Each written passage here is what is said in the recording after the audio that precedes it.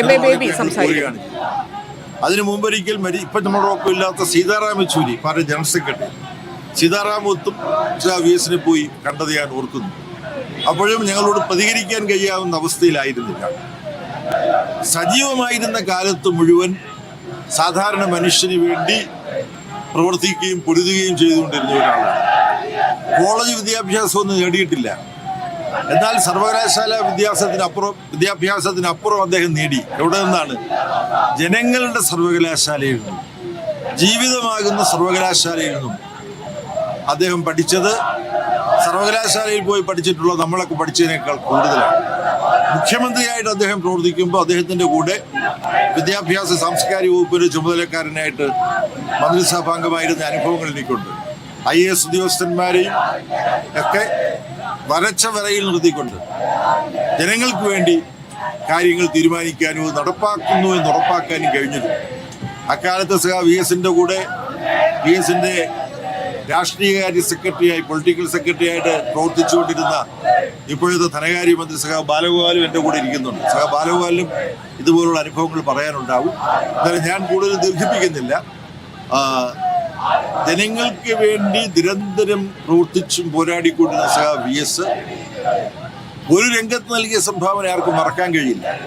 കുട്ടനാട്ടിലെ കർഷക തൊഴിലാളി ഭൂവുടമ പറയുന്നത് കേട്ടില്ലെങ്കിൽ ചവിട്ടിക്കൊന്ന് അവിടുത്തെ ചെളിയിൽ ചവിട്ടി താഴ്ത്തുമായിരുന്നു. അടിമകളെക്കാൾ കഷ്ടമുള്ള ജീവിതമായിരുന്നു അവരെ സംഘടിപ്പിച്ച് അവരെ നട്ടല് നിവർന്ന് നിന്ന് അവകാശം ചോദിക്കാൻ, അവകാശം നിഷേധിച്ചാൽ ചെങ്കൊടി കുത്തി സമരം ചെയ്യാൻ പഠിപ്പിച്ചത് VS ആണ്. ആ ഒറ്റക്കാരൻ മാത്രം മതി VS ചരിത്രത്തിൽ രേഖപ്പെടുത്തുന്നത്. അത് മാത്രമല്ല, ചരിത്രത്തിൽ രേഖപ്പെടുന്ന ഒരുപാട് അധ്യായങ്ങളുണ്ട്.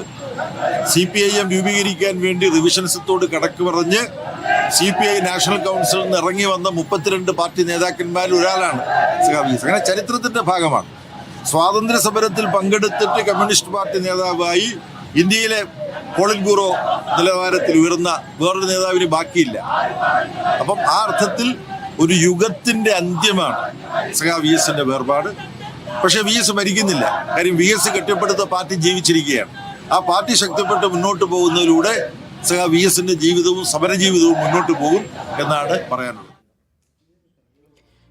എം.എ. ബേബി പറഞ്ഞതുപോലെ ഇന്നലെ മുതൽ അദ്ദേഹം അതിനെക്കുറിച്ചാണ് പറയുന്നത്. വളരെ ഷാർപ്പാണ് ആ വാക്കുകൾ. VS മരിക്കുന്നില്ല, VS കെട്ടിപ്പടുത്ത പ്രസ്ഥാനം അതങ്ങനെ ജീവിച്ചിരിക്കുമ്പോൾ, ഇല്ലെങ്കിൽ ആ പ്രസ്ഥാനം ആ ഭരണം അങ്ങനെ നടക്കുമ്പോൾ കമ്മ്യൂണിസം എന്നുള്ളതിനെ കുറിച്ച് തന്നെ ഇന്നലെ മുതൽ എം.എ. ബേബി പറയുന്നത് നമുക്കറിയാം. കമ്മ്യൂണിസം ഒരു വ്യക്തിയിൽ തുടങ്ങുകയോ ഒരു വ്യക്തിയിൽ അവസാനിക്കുകയോ ചെയ്യുന്ന പ്രത്യയശാസ്ത്രമല്ല, അതൊരു പ്രക്രിയയാണ്, അതൊരു തുടർച്ചയാണ്. സ്വാഭാവികമായിട്ടും VS വിട പറയുന്നതിലൂടെ ആ പ്രസ്ഥാനം അത് അങ്ങനെ VSന്റേതായി തുടരും, VS അതിലൂടെ ജീവിക്കും എന്നാണ് എം.എ. ബേബി ഇന്നലെ മുതൽ പറയുന്നത്. അത് അദ്ദേഹം ആവർത്തിക്കുകയാണ്. അത്രയധികം ചരിത്രം, അത്രയധികം ഓർമ്മകൾ അദ്ദേഹത്തെ സംബന്ധിച്ച് പങ്കുവെക്കാനുണ്ടാവും. കാരണം വിദ്യാർത്ഥി രാഷ്ട്രീയത്തിന്റെ തുടക്കം മുതൽ തന്നെ VS ഒരു ഉദാഹരണമായി VS മുന്നിൽ ഉണ്ടായതുകൊണ്ട് മാത്രം മുന്നോട്ട് വന്ന ചില നേതാക്കൾ, ഇല്ലെങ്കിൽ ചില മന്ത്രിമാർ, ചില സ്ഥാനങ്ങളിലിരിക്കുന്ന ആളുകൾ, ചില കമ്മ്യൂണിസ്റ്റ് നേതാക്കൾ ഇപ്പോഴും തുടരുന്നുണ്ട്. അത് VSൽ നിന്ന് ലഭിച്ച ഊർജ്ജമാണ്.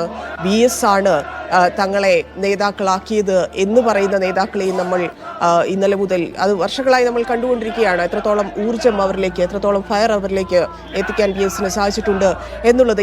എം.എ. ബേബി ആയിരുന്നു അദ്ദേഹത്തെക്കുറിച്ച് സംസാരിച്ചത്. VS ഇവിടെ തുടരും എന്ന് എം.എ. ബേബി ഉറപ്പിച്ച് പറയുകയും ചെയ്യുന്നു.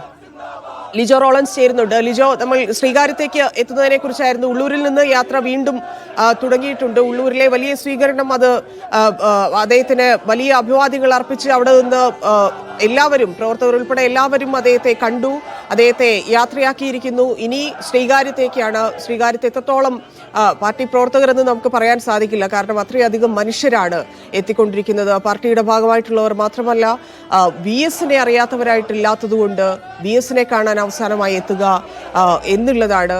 എത്രത്തോളം ആളുകൾ അങ്ങോട്ട് എത്തിക്കൊണ്ടിരിക്കുന്നു?